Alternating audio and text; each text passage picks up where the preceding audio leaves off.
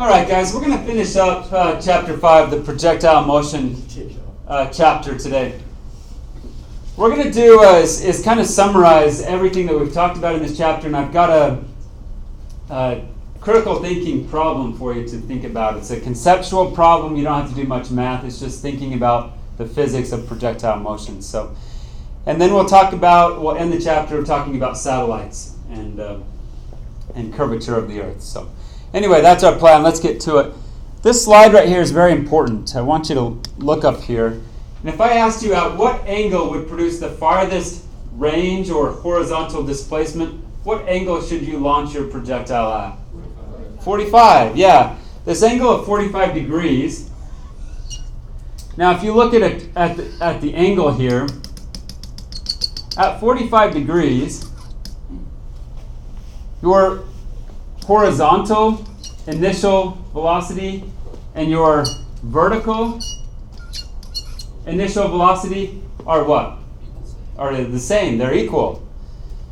Now, what if you were to launch your projectile at something greater than 45 degrees? So say you launch your projectile at this angle. It's going to go higher, but what? But not as far horizontally. And so you see that with this purple one here. They launched it higher, but it didn't have as far as horizontal displacement or range. Now, what if you were to launch your projectile on a more flat trajectory?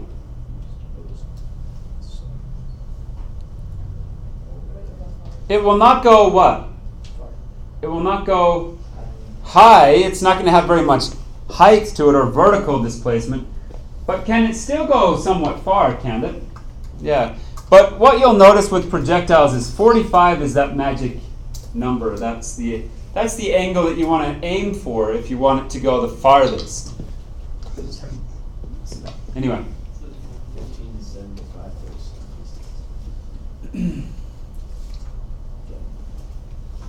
Okay, projectile motion summary. I think you have some things to write down in your notes. Okay, let's go back to that question in the guided notes. It says, which launch angle produces the farthest horizontal displacement? 45 degrees. Okay. Now here's the projectile motion summary. Number 1, projectile motion is motion with constant horizontal velocity combined with constant vertical acceleration. So we accelerate vertically. Why, guys? What's accelerating it? Vertically. Gravity, right? And gravity will accelerate it. And we said that we are going to have constant horizontal velocity because we're ignoring what? Air resistance. So if we ignore air resistance, horizontal velocity will be constant, but vertical, you're going to see acceleration because of gravity. Okay, number 2. The projectile moves along a parabola-like shape. Its trajectory follows a parabola rainbow-like shape. At the highest vertical displacement, what is the vertical velocity at its highest vertical displacement? 0. Yeah, when you throw something in the air, so if this is you here and you're throwing a baseball in the air straight up, at its highest point, its velocity is 0. Right? It's going to be 0 at that highest point. Number 4, at the highest vertical displacement, the time is 1/2 the total time in the air. So let's say you throw that baseball up and it goes up and then it comes back down and it takes 10 seconds for that to happen. At what time point is it at its highest point? 5 seconds. So t would equal 5 seconds here. And that's true of everything. You throw something in the air, if you time it, it takes 2 seconds. At its highest point, what would the time point be? 1 second. So you just take the total time in the air divided by 2, and that's what it is at its highest point. Okay, and then finally, the launch angle of 45 degrees produces the farthest displacement for projectiles. Okay, here's another thing to think about with projectiles. The final vertical speed is equal to the initial vertical speed. So let me draw another picture here. Let's say you throw the baseball up at 10 meters per second initially, it's going to go up and it's going to reach its highest point, and then it's going to come back down. How fast is it going to be going when it lands in your mitt? 10 meters per second. Okay, so whatever you throw it up at, it's going to come down at that same rate when you catch it, as long as you don't have a change in vertical displacement. So, all right, the impact angle is equal to the negative launch angle. So if this angle right here is 45, this angle that it hits the ground right here, this angle that it hits the ground with right here would be what? 45. Yeah, negative 45. So they're going to be the same angle as well, which is kind of cool. All right, here's that critical thinking question that I told you I'd ask you about. So it's the monkey shoot question. This is a classic physics question that you'll see in physics a lot. It says a zookeeper invents a cannon to shoot bananas to a monkey who is too shy to come down from the tree to eat it. Okay, here's the question. If the monkey does not move, should the zookeeper aim at, above, or below the monkey? So here's the zookeeper here is shooting the cannon. Should he aim with at A, B, or C trajectory? A. How come? Yeah, because if he aims there, what's going to happen? Yeah, you're going to see that parabola-like shape that's going to drop, and you got to aim above his head, right? If you want to get that banana to him, and so that's correct. Now, let me see if there's something behind it. No, there's not. Okay, so now let's change up a little bit. If there was no gravity, the zookeeper could aim right at the monkey. True or false? True. If there's no gravity, you could just shoot it right at it. Let's see if that plays. And so he shoots it right at the monkey. And how come you can do that? Well, now there's no gravity, so you don't see that parabola-like shape that bends the projectile down. So, okay, but in real life there is gravity, so the zookeeper should aim above the monkey if he wants the monkey to get the banana. No. There you go. Okay, but look how cute this guy is, though, right? Isn't that a cute monkey? So cute. So if the monkey lets go of the... Okay, now here's the critical thinking question. See if you guys can get this one. So if the monkey was to let go of the branch at the instant the zookeeper shoots the banana, so the monkey's letting go right when the guy pulls the trigger, should the zookeeper aim at, above, or below the monkey to get the monkey the banana in midair? Okay, so I hope that you understand what the question's asking. Right when you shoot the cannon at the monkey, he lets go. Should you aim above, at, or below the monkey? Below the monkey. Okay. Below. Okay, if he aims above, what happens? It goes over. How come? Because isn't gravity pulling this banana down? At the same rate it's pulling the monkey down? It is. And so if you aimed above, you're going to miss above the monkey because gravity is pulling them both down at the same rate. So what's the answer to this question? You should aim at the monkey, right? Okay. Yeah, this was on Mythbusters. They actually went and... golf ball into a watermelon. Yeah, it was pretty cool. I've seen that one. Okay, so he should aim at the monkey. Anyone know why? I just kind of told you why, but why should you aim at him now? Because both the monkey and the banana will fall at the same rate. Isn't that cool? So you have to fire this. You have to fire this cannon at the exact moment that he lets go of the branch, though. And that's what's hard to do, is to make sure that that happens simultaneously.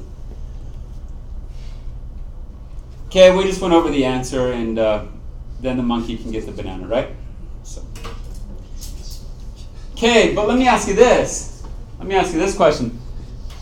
Doesn't it matter how hard the banana is shot from that cannon? Yeah. Does it matter how hard you shoot it or how fast that cannon shoots the banana out? However Okay, good. Good, Cole. So the answer, just like Cole said, is that it doesn't matter. They're still going to meet in midair, just at different vertical positions. If you shoot really fast, if you were shooting a really fast cannon, it's just going to hit him higher vertical displacement. Now, what if you're just lobbing it? What if your cannon's really kind of not very fast, but it lobs it? Then he's probably going to meet a little lower, right? Okay, so now it allows that monkey to fall farther, but banana is falling at the same rate. It's just going to hit him further down his path. And then obviously at really low speed, he will still be able to get it just farther down his path. Okay. And so that's the famous monkey shoot question in physics, and hopefully you understand that now. Okay, we talked about constant horizontal velocity. As long as this truck is moving at constant horizontal velocity, so if it's on cruise control, you can launch this projectile up and catch it, and it will come down in the same spot, right? Same thing with an airplane. Okay, now let's finish up the chapter by talking about fast-moving projectiles.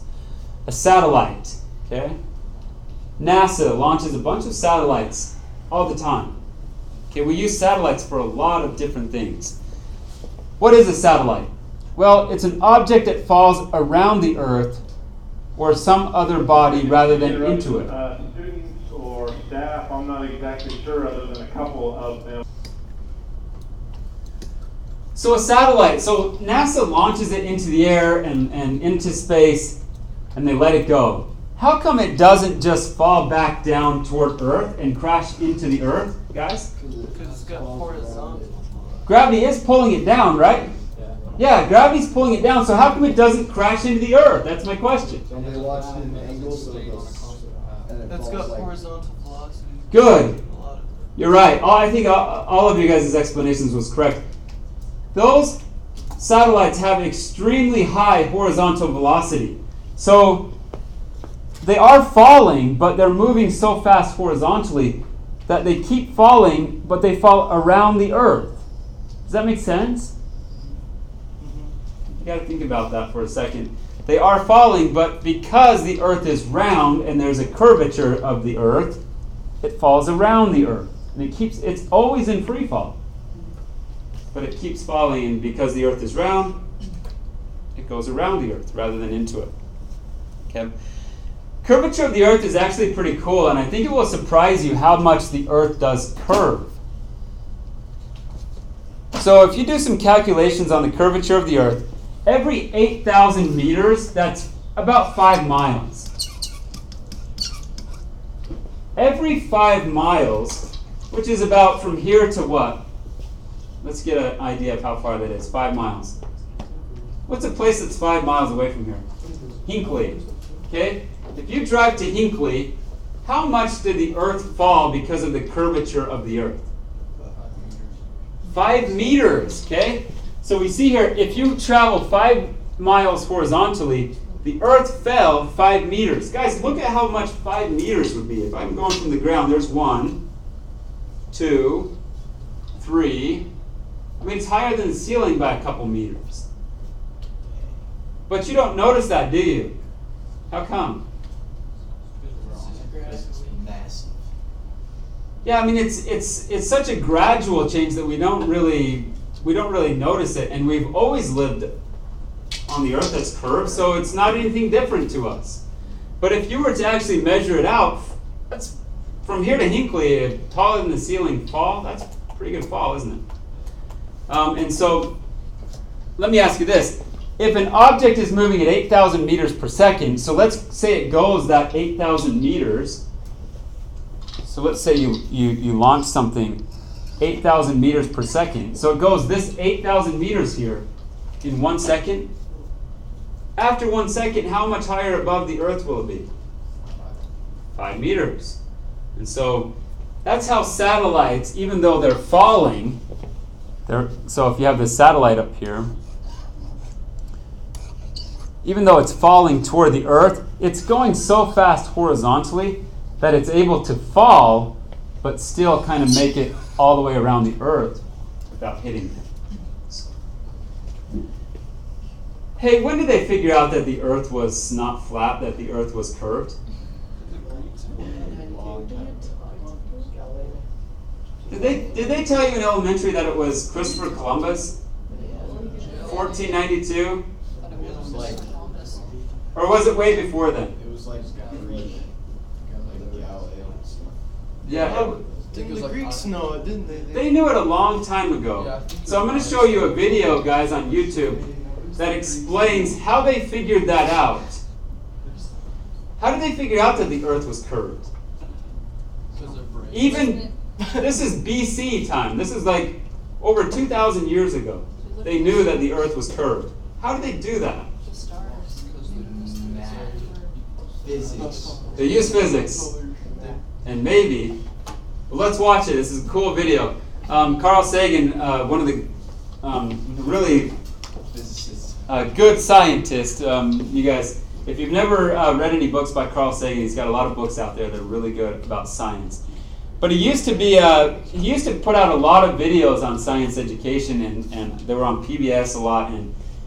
But anyway, he's a really good scientist. He used to work for NASA. But he's going to go over how they determined that the Earth was curved, even more than 2,000 years ago. So pay attention. This is kind of interesting. I might stop it every once in a while to explain it.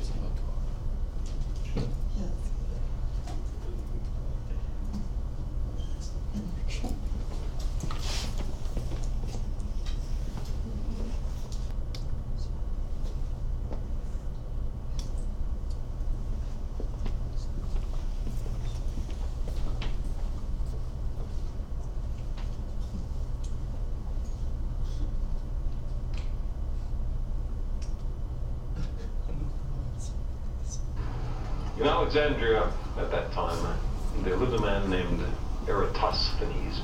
One of his envious contemporaries called him Beta, the second letter of the Greek alphabet, because he said Eratosthenes was second best in the world in everything. But it seems clear that in many fields, Eratosthenes was alpha.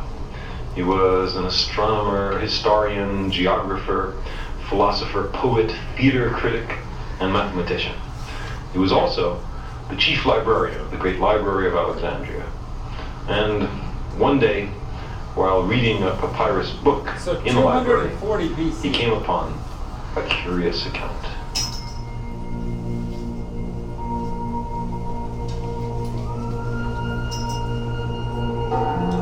Far to the south, he read, at the frontier outpost of Syene, something notable could be seen on the longest day of the year.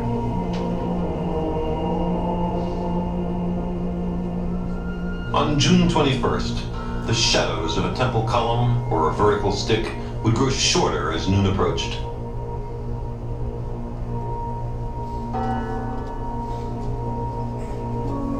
And as the hours crept towards midday, the sun's rays would slither down the sides of a deep well, which on other days would remain in shadow.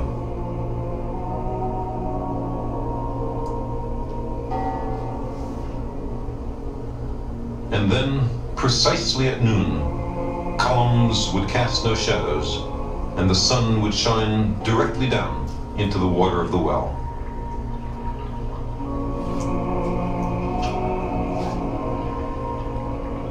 At that moment, the sun was exactly overhead.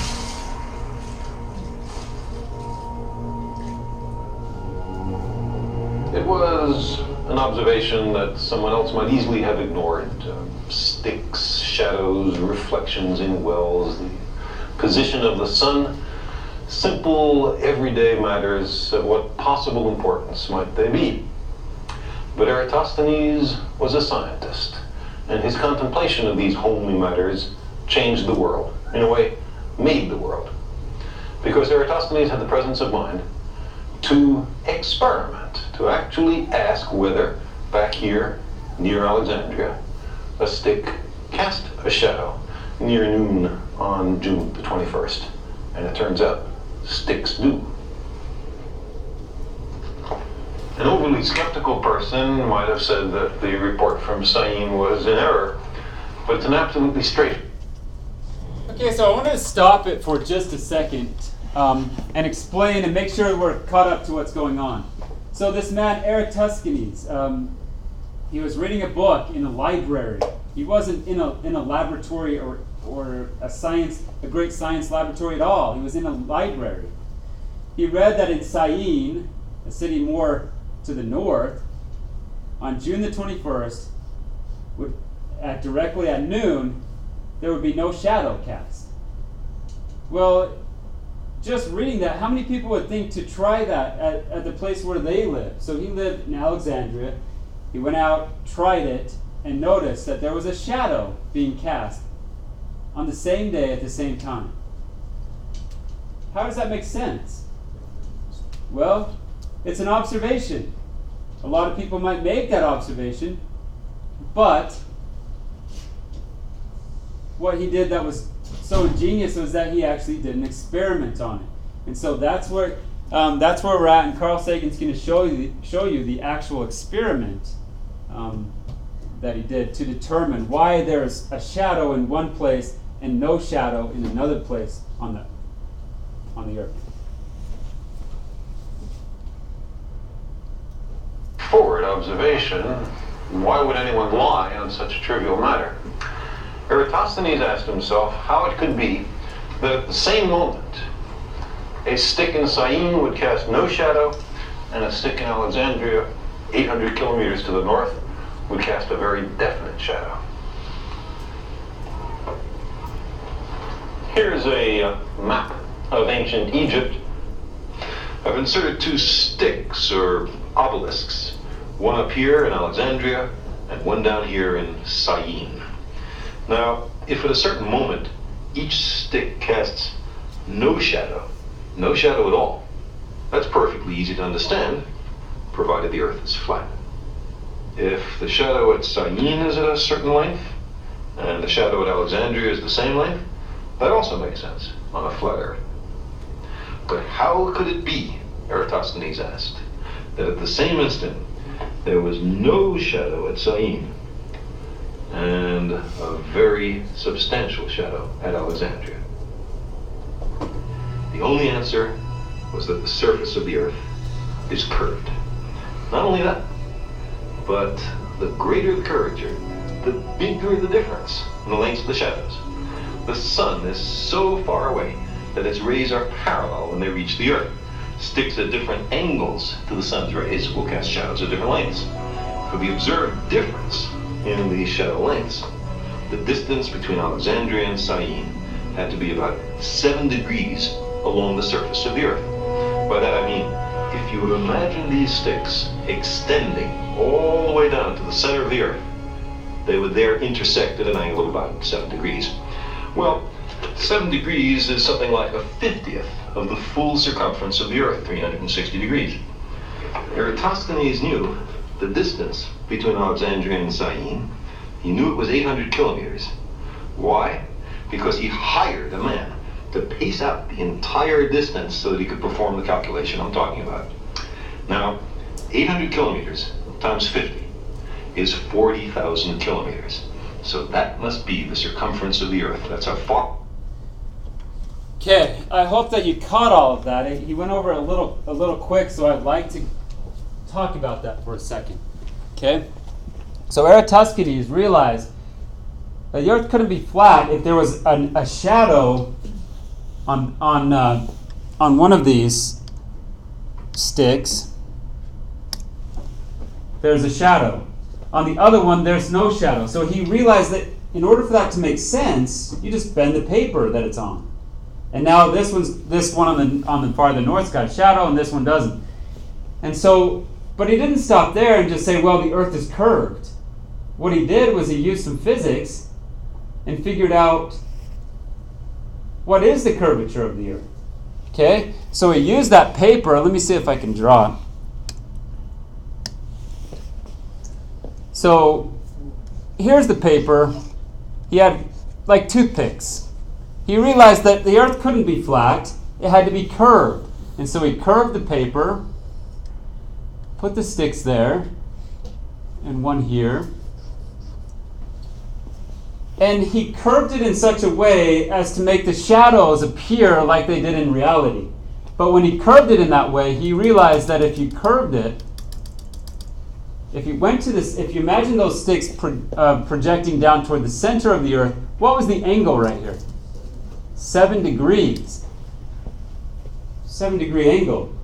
Well, how many degrees is there in the whole Earth since it's a sphere? 360. So if you take 7 divided by 360, let's do that. What is that? 7 divided by 360. That is 0.0194, which is equal, if you put it into a fraction, 1/50th. 1 divided by 50 is the same, about 0.02. Okay? So he knew that angle,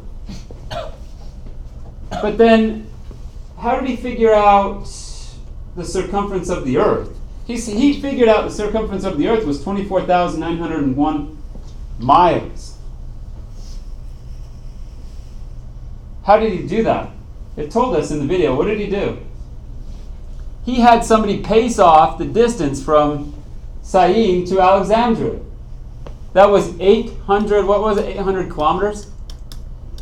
Somebody paced this off. Somebody walked it with careful measurements. Okay? Well, if you know that that distance from there to there is 800 kilometers, could you then extrapolate that data, use physics, and determine the whole circumference of the Earth? How would you do that? If you take this and then times it by what? 50? What do you get? So 800 times 50. So 800 times 50 is equal to 40,000 kilometers. Okay? 40,000 kilometers. Well, let's ask Siri what the circumference of the Earth is. What is the circumference of the Earth? I believe someone just asked me this the other day. Give me a sec. The equatorial circumference of the Earth is 24,901 miles. Okay, and it gave me a kilometer value as well. The actual circumference of the Earth is 40,075 kilometers. That's what the actual scientific, that's what we know it, very precise today. Was Eratosthenes pretty close? I mean, he's within 1 or 2% there. And he didn't even leave the library, guys. He didn't have a scientific laboratory and all this precise equipment that we have today. He did that as a thought experiment and used physics. Isn't that pretty amazing? So they knew the Earth was round 200 BC just by doing a simple experiment with a piece of paper and some sticks, which I think is pretty incredible. So anyway, let's watch the rest of it and then we'll be done.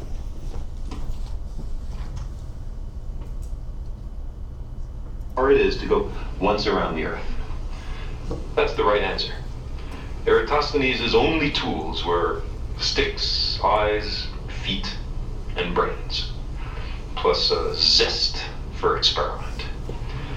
With those tools, he correctly deduced the circumference of the Earth to high precision, with an error of only a few percent. That's pretty good figuring for 2,200 years ago.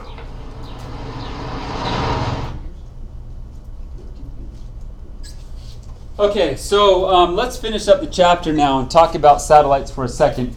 Say you could throw this ball. Say this was you, and you could throw really fast. Say you could throw it 8,000 meters per second. 8,000 meters per second. Let me get you a miles per hour for that. How many miles per hour is 8? All right, here's what I got. How many miles per hour is 8,000 meters per second? 17,895.49 miles per hour. Okay, so it's somewhere around 18,000 miles per hour. So obviously you can't throw that fast, but let's say you could. If you threw that fast, what's going to happen? Well, it's going to come out at 8,000 meters in 1 second, but the Earth fell 5 meters. So what's going to happen is you're going to throw that ball into an orbit. And that thing is going to go around, and it's going to come around, and it's going to do what? Hit you in the back of the head if you could throw that fast. Because the Earth is round, the curvature of the Earth, it falls. And so this ball that you threw is pretty much became a satellite. It's in free fall, but it's falling around the Earth because of the curvature of the Earth. How long would that take for you to throw it and have it hit you in the back of the head? Now there's a physics question. How long would that take? Okay. Oh, I already had it figured out there. Okay, let's say the Earth's circumference is 25,000 miles. How long is that going to take you? What would we have to do? Change that meters to how many kilometers? So here's the equation. Speed is equal to distance divided by time. We're looking for what in this equation?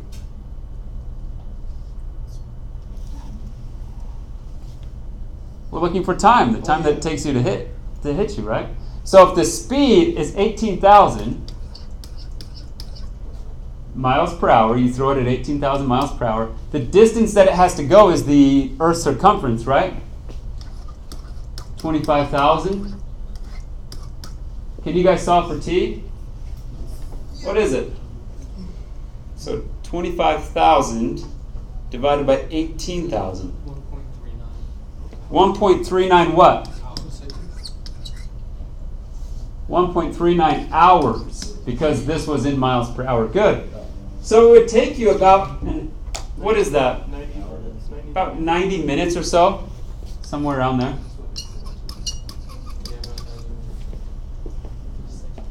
It would take you about 84 minutes, about 90 minutes. Guys, that's how long it takes a satellite to circumnavigate the Earth. Man, I would love to be an astronaut and be on the International Space Station. The space station is a man-made satellite. It orbits the Earth at this rate. About every 90 minutes it goes clear around the Earth. So, man, how cool would that be to go around the Earth in about every 90 minutes? That's sweet. A lot of sunsets. A lot of sunrises and sunsets in that time, isn't it? So, and there's some cool time-lapse video of this on, if you follow NASA on Instagram or... Show us one. There's YouTube has a lot of cool time-lapse videos of astronauts actually just watching this happen. Every 90 minutes, it's so cool to watch it. But, Can you show us? anyway, yeah, I'll show you some here in a little bit. Awesome. So, yeah, you're welcome. Oh, yeah. Okay, so guys, that's the chapter. Hopefully you learned something about projectiles and how they fly through the air and the time it takes and all these equations that we use. It's pretty cool, I think, that we can solve all of that just using some equations and using some physics. But anyway, hopefully that helps.